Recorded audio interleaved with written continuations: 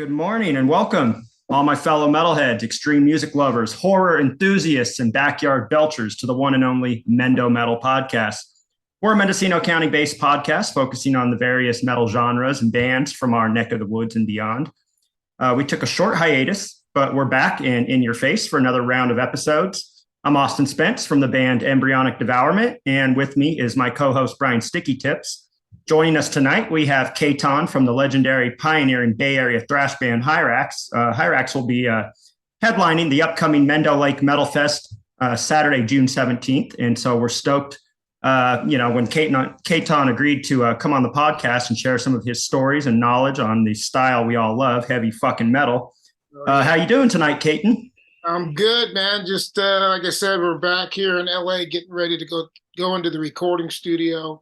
And we've got some shows coming up, so we're keeping busy with that. But trying to focus on the songwriting. We're getting close. At the end of April, we go into a studio here in Inglewood, California, and try to bang out a new album.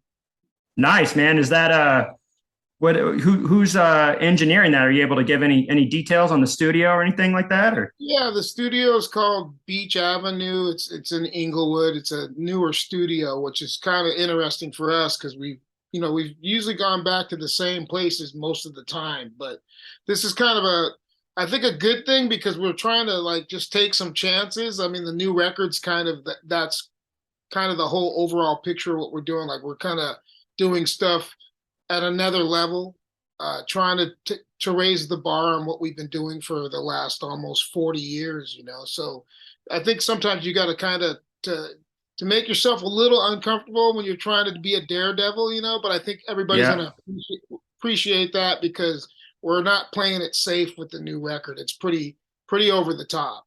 But I think that's good, man. Metal is dangerous. It should be. I think what happens though with a lot of musicians, there's certain points in your career where you get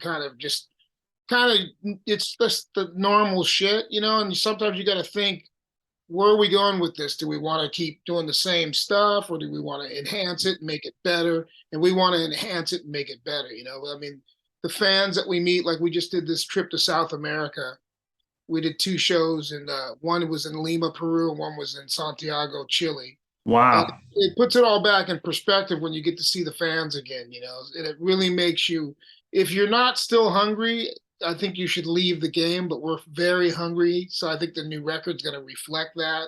And after the last 3 years, there's a lot of attitude in what we're doing because, we've had a lot of time to simmer and, sit around like everybody else and try to figure out what we want to do, So luckily everybody's got the same attitude that's in the band with me. And we're really focusing on trying to make something that's very creative, yet it's going to be still to the roots of what we've been doing. It's still going to be way thrash metal. Don't get me wrong, but I think they're going to notice that the level of playing, though, that's one of the things. The level of playing is going to be way higher than it ever has been. Well, that's one of the things is, that just even now that, thrash has kind of had a resurgence and it's kind of come back around, whether it's nostalgia or people are hungry for it or whatever it is, but, it's got to come back in a bigger way, we've got so many years of it from a lot of bands that high expectations, man. I can't wait, dude. Yeah, you got to challenge yourself. Where for me, I feel happy about that. My attitude's even more into it than I've ever been into it. I've been doing this for a long ass time, but I think it's that I'm still grateful and I'm still way into meeting the fans and shit. We get lucky because we have just wild ass fans, all the cities that we go to. So, even years ago, we went up north and we did a show and there were kids that came to see us from Pittsburgh, California and shit like that. And so when you have people that remember you like that, I think it's just inspiring. And like I said, after the last 3 years, we're just so hungry from not being able to play. Like a lot of us just had to sit at home and practice, or if you had friends that you trusted enough to go jam with, you went and did that, But for us, we were doing the same thing we're doing right now. We were chatting on video chats and trying to keep each other sane, like our guitar player was in Tennessee of all places. And wow. Yeah, he was locked down there and I was locked down here. And we were just kind of planning everything out, which was cool because I don't even think we realized we were doing that. But then he basically packed up all of his shit in his small ass car and drove from Tennessee all the way to Los Angeles. Wow. Holy Wow. crap. So I knew he was dead serious. And then when we started getting where it started to loosen up and we could start playing out, like we did a show at the Rainbow, which they don't always have this kind of stuff up there, but we did like a warm up show at the Rainbow. Yeah, that's rare. The Rainbow. Yeah, Wow. yeah, and we got a really good response, and it was like typical our kind of an audience. Like the kids were pretty crazy, and that was a good warm up. So then we did a bigger show, and that went really well. And then we went down to Tijuana, and for us, going to these other cities and countries is just phenomenal because we get to see the difference in all the audiences that each city is different. You know. Oh, I'm sure they ate you up down there, man. And I mean, that place just breathes metal, man. Tijuana, Yeah. that's a whole nother Even, ball game down there. even I like think what all of them have in common, though, whether they're wilder or crazier than the other, is that the dedication is the same everywhere we go. Like yeah. people are so into it, and they're like their families into it, and their kids, and if they have kids, they're into it. You know, so grandparents and shit. You know, like I've talked with Austin even about this subject before, the fact that like here in the United States, even just in California around the Bay Area, everybody goes to shows, but we seem to go to shows in a different fashion than they do in South America. Like South America is like, I wish we had crowds like that here. I wish we had that kind of energy because they attend shows in a different way than we do here. Well, you're totally right. I think that what we can do on our end, though, is we just got to keep preaching what we know. Like, hey, it's cool to go to a show that whoever's putting it together worked their ass off on it. You should support the shit out of that, and you make your own scene. That's what everybody needs to know. Like for us, luckily we get to go all these other countries, but it's really about the people in the scene that make that happen. So if you got a bunch of good people and you want to put on a good show and something where everybody gets to celebrate living, because that's really what I feel like we're all doing. We're just celebrating being alive, Exactly. through this music. So I think that we're being able to relate that by like doing shows with guys like you and traveling to other areas. Like we're building something that's for long term, not short term. Exactly. The bigger picture, Yeah, and I feel good about that because I've been able to go to the Bay Area for decades, and I've seen it grow, and I've seen the difference between there's definitely bigger audiences in places like South America, but the core audiences in places like up north, up towards the Bay, and even down here in Los Angeles, the audiences are insane in their own right. Like the dedication, how they get ready for the show like a week or two in advance. Everybody's playing their records. That's cool. If they party, they're getting their supplies together. Like in the U.S., we really do it right too, though. Like if we get into how we're going to go to a show or go to a backyard party or whatever it is, we do it right too because we're hardworking people, and we, the money that we have, we want to get the best out of it.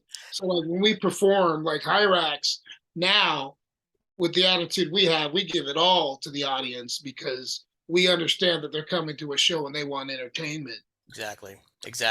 So we love doing what we're doing, and it seems like everything's starting to rise up again, especially on our camp. Like it's really crazy what's happening with us right now, but we're taking it in and we're trying to be appreciative of it, but also still make sure that we're putting quality into the shows. Exactly. It's important to do what we're doing even right now because people are going to get to see who we really are. And if they want to be a part of it, they'll be at the show. Hell yeah. So what was your I guess let's start with like your earliest memory of music and how you came to progress being into loving the heavier side of music. Like how did what was your childhood like? What were you digging on, man?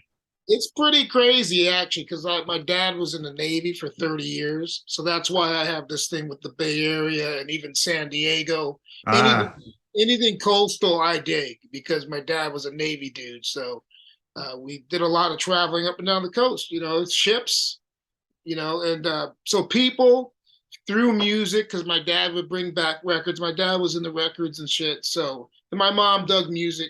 So there was always music on, but my brother, he was like the one that like when I heard Hendrix, I heard it through my brother. Nice. Anything like Jeff Beck or Clapton, any of that shit, my brother was a Oh, heavy. wow. But see, then he also got into jazz, and he goes, "Hey, I'm going to give you my rock collection," and I'm like, "What?" So he gave me his rock collection because he got into jazz, like Miles Davis and John Coltrane, all the Love classics. it. And so the heavy stuff just always was for me, just because my energy as a kid, and that's why I can relate to our audience so much. Like even with me, most people don't know that we don't even like barriers in between the stage, because I'm one of those kids. And the shows that I got to see where I was up close enough to see the bands and feel the sweat Yeah, and Yeah. those were the all that shows. shit, those shows stick with you, you know. Like, so I want to always give that back. Like, I know it's harder because when we do bigger festivals, there are barriers, but I hate them. I hate the Yeah. barriers. Yeah. But I understand why we have to have them when there's thousands of people and shit like that, which still blows our mind because we came out of a garage, you know. But we're happy, and we know that we're lucky to be doing what we're doing. So anyways, the music thing was huge in my house, and I have 5 other siblings. So my brother was in the rock, my sisters were on the like soul and Motown and shit, and my mom was really understanding. So I had crazy records even at like 13 and 15 years old. I was listening to Sabbath and Thin Lizzy and also the Sex Pistols and the Ramones and shit. Wow. So that's kind of like I came up through rock and roll. Like my dad also like Chuck Berry and Ray Charles and all this shit. To this day, I'm a huge Ray Charles and Chuck Berry fan myself Shit. because Yeah. because of my dad. Like I mean, even though it's great music, it's great memories of my father. You know, like Yeah. fucking awesome. For me, it's Muddy Waters. I mean, my dad listened to Muddy Waters and Robert Cray Band and all that stuff. So, I grew up listening to a lot of that. Yeah, dude, that could be a whole nother conversation. Yeah. Oh, man. Like, Yeah. if you love music in general, Yeah. like the blues and Howlin' Wolf and Muddy Waters, that shit should be Black Sabbath. Hell yeah, man. And in the jazz you mentioned before, that actually comes into big play with metal, with all the progressive Yeah, side of things, man. So, the yeah, jazz is a big deal for me personally, man. That's cool that you mentioned Jeff Beck too. Because I'm a huge Jeff Beck fan. That's yeah. awesome. I love the Blow by Blow album. That's one of my favorites. I'm a freak for that guy.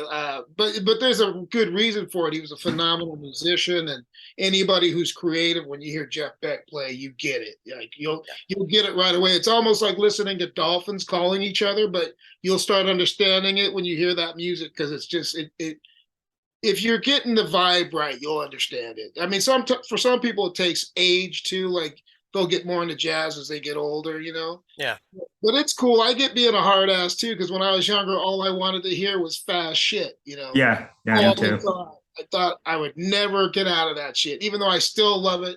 It's the core of my shit. But now it's a lot of other stuff like Rory Gallagher and just so much other music. But it's because you develop an appetite for it. If you're getting it right, you develop an appetite for this shit. Then how did HIRAX come to be in all of this? I mean, Yeah, it got heavier. It got heavier, like you said, that there's the blues, the jazz, then there came the 70s rock. Like I'm a huge 70s rock guy, like Nerdville, like all the 70s riff masters, anything with really raw, badass primal guitars. I dig that shit. Yeah. So and that got it heavier. Yeah. And then obviously Sabbath and just so much crap. Like, I mean, there's so many bands when you look back at your childhood. And even before that, like the Rolling Stones are my all-time favorite rock band. Like they had a big influence on me. Like when I heard Jagger sing, I could relate, but I also knew that I could do his stuff. Like he was one of those singers where you're like, thank God that register I can totally do. And Hell yeah.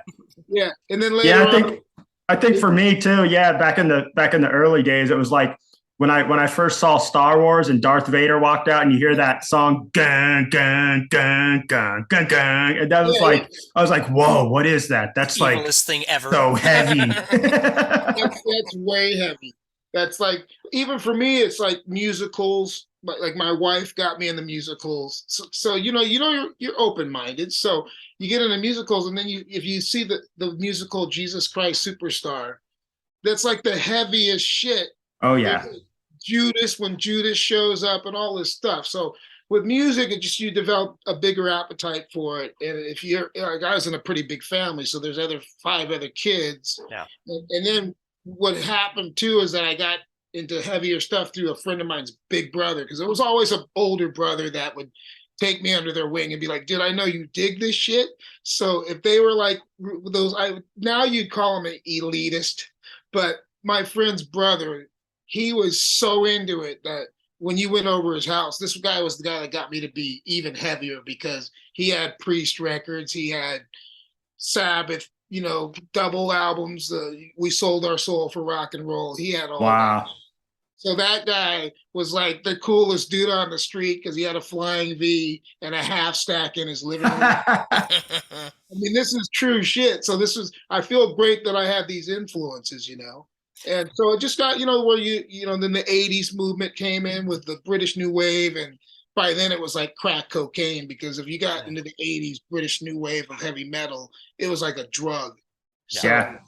And and then there was plenty of beer, so you drank beer and you listened to metal, but the thing with HIRAX, it was a bastard child of us being infused with not just metal but also punk and speedcore and whatever. It's funny now when people talk about the names. It's like there were no names back when we started. They were making them up, like death metal. Well, that was one of my questions I wanted to ask you was, okay, so the name HIRAX, who came up with it, and how did that name come to be the name of your band? Well, we started practicing and we knew we were getting serious about it. So we were like, we better get a name. And we were aware of other bands that had names similar, like Anthrax, but we didn't give a shit. Our thing was more about like, what's a name that more people don't realize. So, and it's also a weird name. We like that. But the coolest thing about it was I was in a bathroom and I saw the name, but it was in a like wallpaper. Yeah. And the wallpaper said 2 things. It said that HIRAX was a descendant of the elephant, and I love elephants. Because like, how can you not love elephants? Like, hell yeah. Elephants are massive. They come from the past. Like, elephants are historical, man. So super smart too. Yeah. So this little animal is a descendant of the elephant. It looks nothing like an elephant. Wow.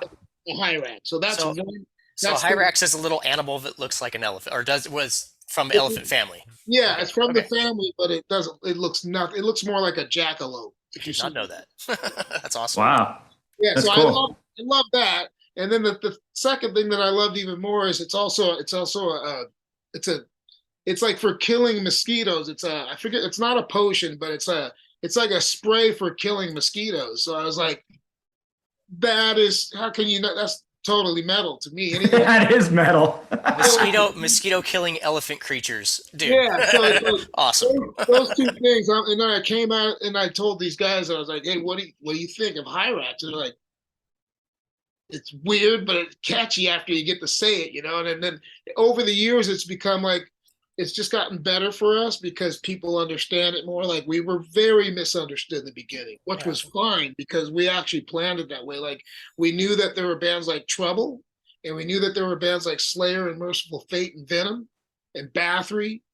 But Bathory. Hell yeah. But we knew that there were so many bands doing kind of the satanic and darker occult side that we were like, we didn't want to be that. Like we love those bands like Hellhammer and Celtic Frost.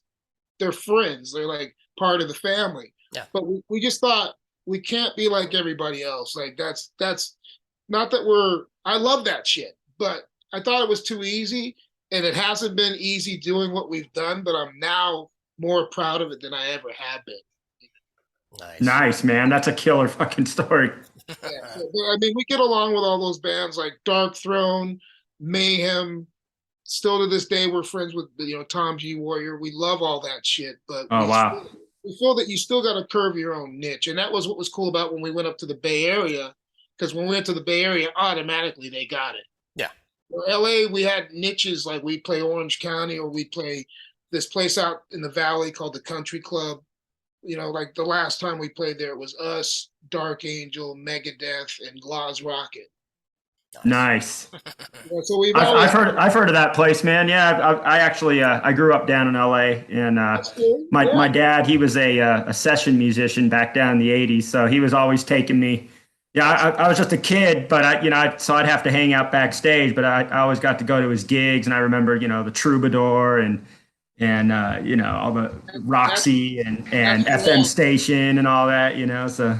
If you're throwing down SM Station, you know what's up. Oh yeah, bro. The thing is for me, I felt lucky because we had the LA thing and we also had the San Francisco thing. People always got it confused. They think we're from the Bay Area, even though we played there plenty of times and we love it. Like I know Bay Area well. I like Oakland. I like even going to Berkeley and hanging out, during the summertime.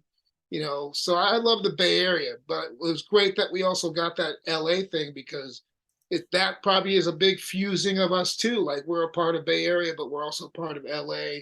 And we came up out of a crazy scene because when we were coming up, it was like the explosion of thrash metal, but there's also the hardcore thing. Like we were being booked with Black Flag and touring right next to them, like where they'd be playing the club either the night before us or we'd be playing the club the night before them. Like we'd be touring right behind each other. Nice. Oh wow, So, that's killer. yeah, so we were kind of breaking the rules even before they were kind of written, but we never kind of touted that. We just did it, like we could play with the punk bands, but we could also play with the metal bands. Wow.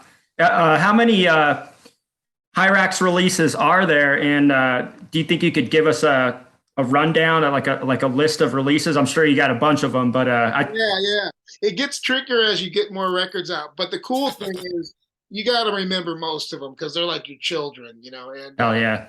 I do feel that way about them because each record marks what I was going through at that time in my life. Like when I look back at each record, I can tell just by the songwriting what was going on with me.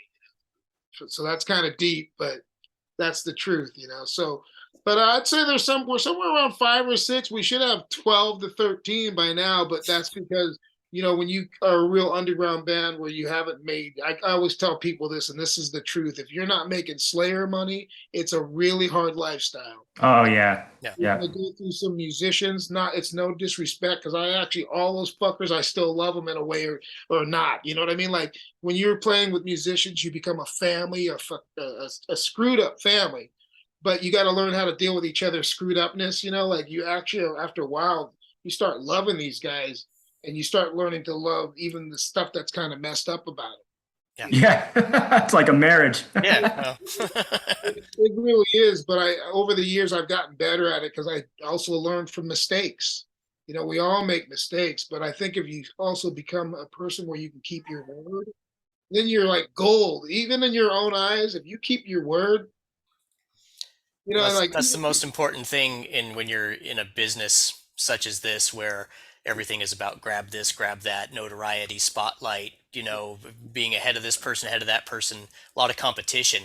Yeah. The only thing at the end of the day that you truly have is your word. And that's, like you said, it's golden. And I think that's the way people need to operate. It's especially after if you've been doing it for a while, like, yeah, you can screw up. Trust me.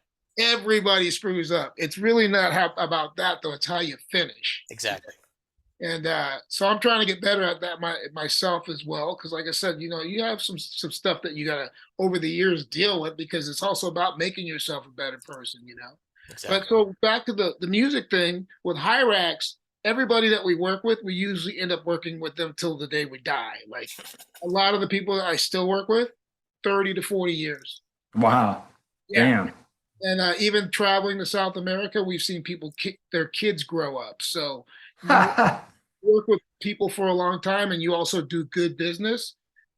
That's all I want to do is work with really awesome people, do good business. And what I mean by that is give the fans what they deserve. Great shows at affordable prices where they can also come in after working all damn week and let their spirit rise, man. Have a good ass time. Nobody gets hurt.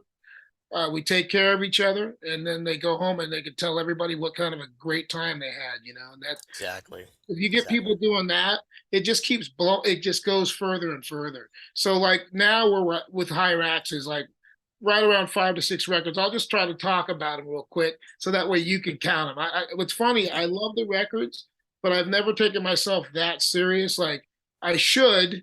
I know that, but I think that's kind of what keeps me grounded. Like I do take it serious, but I also know when it's time to kind of just be a normal human being and wash the dishes and go down to the beach and take a walk. Hell yeah. So the first album was Raging Violence, 1985, and we were really young but efficient. Even on the second record, 1986, Hate, Fear, and Power, the reason those I mentioned those together, those are the first two, and they really changed my life. Like I didn't even know what those records would do, even on an underground level. It's insane what I've been able to do with this band and what we're getting ready to do with the band. Like we're just getting cracking. Like so Damn. those first two records, we were young and we recorded them in like 2 to 3 days. Wow. Like went in on a weekend, done, and then they had to mix and master it. The covers were picked by the label, but I approved them because I loved Pusshead. He worked with the Misfits and Yeah, Metallica. Oh shit, yeah. Great art. Yeah. this was like back when he was still rising, so I knew he was good because I'd already seen a lot of his stuff. He did 7 Seconds, he did all these legendary punk bands, but also he started getting picked up by the thrash bands. But we were like us and Corrosion of Conformity. Yeah, us and Corrosion of Conformity were the first two more of the thrash type bands he started doing. And then he started doing the Metallica stuff, and it was good for him because talk about a great job. Yeah. And I understand even with that band, because I've known those guys since the beginning, that business comes into play and there's families and people that need to get fed. So I do understand that. But there also is something to be said about keeping your integrity and just kicking ass and being a leader and never being a follower. You know what I mean? So I respect that too. But so those two records were done fast, and we had Pusshead and this other guy named Mad Mark Rude, who was another badass. He did Misfits, and it was almost like him and Pusshead fought it out for working with the Misfits and 7 Seconds and all these kinds of bands. The Battalion of Saints, shit like that. So those were and they just started rising, like Kerrang magazine, all these we're like, what the hell's going on? Because we were reading Kerrang magazine about Iron Maiden and shit and Saxon and Motorhead, and finally our name's starting to pop up there. And we're not just getting a little bit more confidence, we're also believing in our stuff that we just created for ourselves in a garage. People are starting to dig it, they're starting to understand it, and they're getting what we're doing. And so what happened though is it got so crazy that also there was a lot of partying going on, and we were coming up to the Bay Area and playing with bands like Exodus, and you know how they party. So the band, basically the band started to explode like a baseball that's coming apart when you got speed and beer, and there's plenty of beer. Back in the 80s, like you didn't party unless you had a shit ton of beer. It was either a kegger or cases of beer. And that's just how everybody rolled back in those days. But we basically fell apart from, like not taking business more serious too. Like a lot of young bands, they don't realize after a certain point it becomes business. Yeah. A band can't function without being business. Like Gas, oh my God, there's so much shit it'll make your head spin. So the kids out there that want to get in this business, you better be able to count.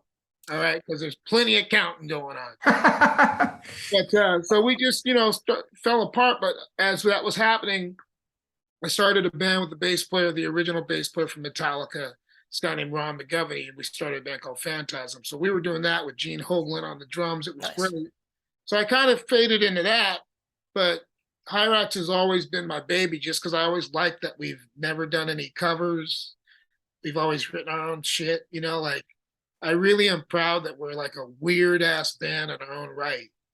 But that's what I like about HIRAX. You guys have there's a cool, unique, artsy weirdness to it, man, and I dig that. I mean, being a big jazz fan myself, I like the artsy side of things. You guys have always been able to maintain that. I'm getting more accepting of it as we go, just because I realize that there's always a need for a certain character, like exactly. You've got your Testaments and you've got your Exoduses and you've got your old school bands like Attitude Adjustment and Sacrilege, but there also needs to be another screw in that thing of tools that's different. You're like, hey, I can still use this thing. It's pretty awesome and it's sturdy and it's sticking around. It ain't going nowhere. It's, like something consistent, but also different and outside the box. Like I think now we're getting more consistent just because it's a point now where we can actually go out and play shows, get back and finish records and get them out and then get back out on the road. We need to do that. The fans deserve it because I mean they stick with you so long, man. You like meet them and you're like, you're still there, man. Like you know, they want music and you can tell like they let you know, like even through the internet, the amount of attention we've been getting is pretty ridiculous. But it really hits you in the heart if you've got a heart, you know, like Yeah. there's people that, and I'm still around, you know, like I think also part of being still on this planet after you've been doing this for almost, well, basically 40 years, especially this kind of music, like you almost gotta be, man, You got to be tough, yeah, because it'll wear you down quick. Definitely. I mean, I'm not pointing anybody out, but yeah, if you look a lot of the old musicians, especially the thrash guys, it starts getting to your body, like your neck, your back. You know, I'm gonna jump in real quick because we've got about 5 minutes left. oh shit! And so yeah, so I wanted to throw out one question real quick because I'm curious. I mean, we know the history of HIRAX. We know that a lot of really cool bands have come out of LA and a lot of bands have come out of the Bay Area. The '80s thrash movement. Let's come up to the now. Like, what 3 bands off the top of your head? 3 bands that are happening right now that people need to keep their eyes on. Wow. I hate to be a Kerry King, but definitely HIRAX. Yeah, hell yeah. Kerry would always flip it right back around on Slayer, and I love Good that. answer, man. Good answer. But it is true. I actually feel that way. Like I'm so comfortable with what we got coming up that I'm not going to be big headed about it, but I just think that people are going to know that we delivered. Yeah. Yeah, I'm sure by now you're writing the music that you want to hear. You know, that's awesome, man. Hell yeah. That's a good thing. I feel like also that the mission, we know what our mission is. We're not like scattered about what we're doing. We know what we want to do. So 3 bands, did you say? 3 bands in This is 3 bands so in the hard next 4 minutes. Okay, it's really hard because you want to give everybody the love they deserve, you know. So I'll do it in a different way, but I'll give you real quick. There's a band, they're young. Well, to me, they're young. They're not young anymore because some of the bands that I considered young, now they've been together 13, 14 years. And I'm like, those guys are babies to me. There's a band out of Brazil called Violator. Violator, okay. Violator, check those kids out. Okay. All right. We did some shows with them over in Japan, and I was like, wow, it's good to see that. You know, I think they're underrated only because they don't give a shit, but they're that good. Wow. Because they're not really trying. Like, I mean, they're trying, but some bands overly try. Yeah, But, yeah. you know, these kids they've got it. Like, check them out. All right. Fuck yeah. Hell yeah. They're kind of like, they remind me of the early 80s scene, like 85 through 87. Oh, wow. Nice. And they got energy. All right. Who else you got? That's so tough. Let me look around the room real quick. But there's no wrong answer. There's no wrong answer, man. But look out for it. Because we've done some shows where you see these bands and you're like, holy shit, does anybody know about them? There's a band from, I got to give these guys credit. They're from Argentina, and they're called Malone. Not Post Malone, just Malone. Okay. Never heard of them. Nice. They're kind of like early Pantera meets Motorhead meets just right around there. Killer. That sounds awesome. They know how to riff. And so it's cool when you see bands that know how to riff. Yeah. And then there's a band from Norway. Cam, this is my 3rd one for now. There's so many I could do, but I'll tell you this just because we played with them. We did this thing in Atlanta, which is Atlanta rules, by the way, man. They got a scene that like they love metal. So we Wow. Yeah, we go to Atlanta and we're like, what's Atlanta gonna be like, man? And no, it was metal as hell. People came from like West Virginia and shit drove, and it was nuts. And so we have a day off, and they're like, you want to go see this band that we rode in a van with? Like, we rode from the airport with this black metal band called Suitor. Suitor, okay. Yeah, they're from Norway, and the name spelt weird. It's T like J, you know, Suitor, but I guess it's spelt Norwegian. Okay. But I could be wrong, but they rule. And they're a 3-piece, and they have this dude named John Rice who plays with them on drums. These guys are already incredible as it is, but John Rice is a game-changing drummer. Like, Wow. And I've seen a lot of drummers. He's like I'm sure you have. Yeah, I'm sure he's yeah, badass. yeah, he's like my favorite new. He's probably not even new. Like he's probably been around for a while, but I just saw him play and I was like, what the hell is that? Like he's that good. Damn. All right, guys, we're down to the 1 minute mark. So, what do we got coming up here for HIRAX? I know you guys got something coming up in April, and then we got that show coming up here in June, the Mendo Lake Metal Fest. What do you got coming up in April down south? So April, we're doing this crazy thing at this backyard party because we did one before, and these kids are so organized. I'll make it quick. They're so damn organized that they're selling tickets online. We could never sell tickets online to a backyard party, but these kids that we're booking these shows with, they're like stealth organizers. All right. Awesome. Nice. We did this one backyard party, and over 700 kids showed up, and I'm like, "Are Whoa. you kidding me?" Yeah. And so we did that, and it was amazing. So we're gonna do another one with Ghoul. Oh, hell yeah. That'll be killer. That's a great band. Yeah, Right. us and Ghoul. 30 seconds, guys. Backyard party in Los Angeles. But also for you guys, man, let's move forward real quick. We're gonna come up there to Lakeport, and we're gonna have a hell of a good time in June. So June 17th at Freedom Riders MC Club. we're looking forward to it, and I appreciate you guys taking out the time and doing what you're doing, and we're gonna make this stuff awesome. So look Hell forward yeah. to it, okay? Well, we Thanks, appreciate it. Katon, for Thank you, joining us, Kate. man. Hell yeah. Wish we had more time, but it was awesome.